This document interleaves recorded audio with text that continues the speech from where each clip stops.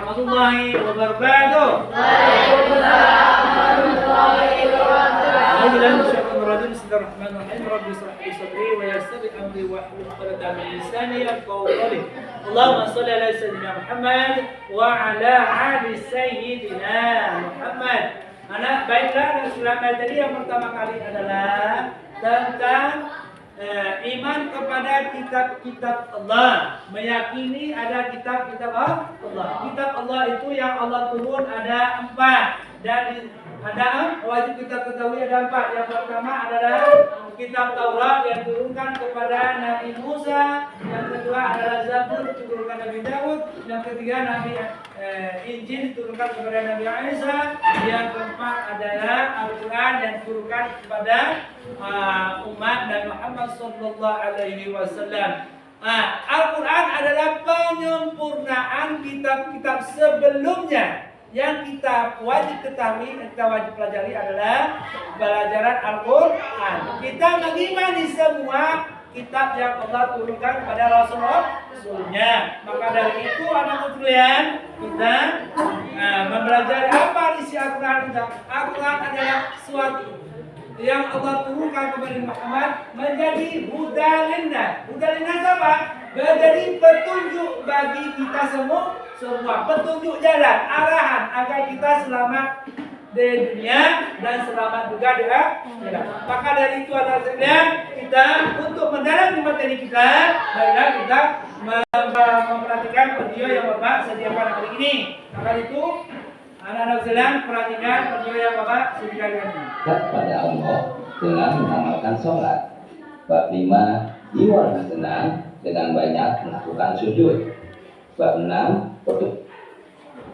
Kalian mendapatkan pemberitahuan iman pada kitab Allah Subhanahu wa Ta'ala berarti percaya dan yakin dengan sepenuh hati bahwa Allah Subhanahu wa Ta'ala telah menurunkan kitab-kitabnya kepada para rasulnya untuk disampaikan kepada seluruh umat manusia. Kitab-kitab itu merupakan pedoman hidup bagi manusia agar dapat meraih kebahagiaan di dunia dan akhirat. Beriman pada kitab-kitab Allah Subhanahu wa Ta'ala yang telah diturunkan kepada para rasulnya hukumnya wajib. Jika ditinjau dari segi masa turunnya, kitab yang diturunkan oleh Allah Subhanahu wa Ta'ala di dunia ada 4 kitab, yaitu Taurat, Zabur, Injil, dan Al-Quran. Kitab Taurat diturunkan Allah Subhanahu wa Ta'ala kepada Nabi Musa. Kitab Zabur diturunkan Allah Subhanahu wa Ta'ala kepada Nabi Daud alaihissalam untuk kaum Yahudi. Kitab Injil diturunkan kepada Nabi Isa alaihissalam hanya untuk kaum Nasrani. Kitab Al-Quran merupakan kitab yang diturunkan Allah Subhanahu wa Ta'ala kepada Nabi Muhammad SAW untuk seluruh umat manusia di dunia. Kitab suci Al-Quran diturunkan Allah sebagai penyempurna dan menggunakan kitab-kitab sebelumnya.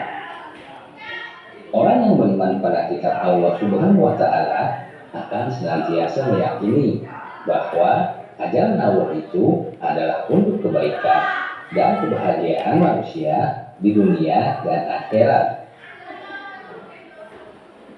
Keutamaan Al-Quran yaitu isi kandungannya lengkap karena mencakup segala aspek kehidupan.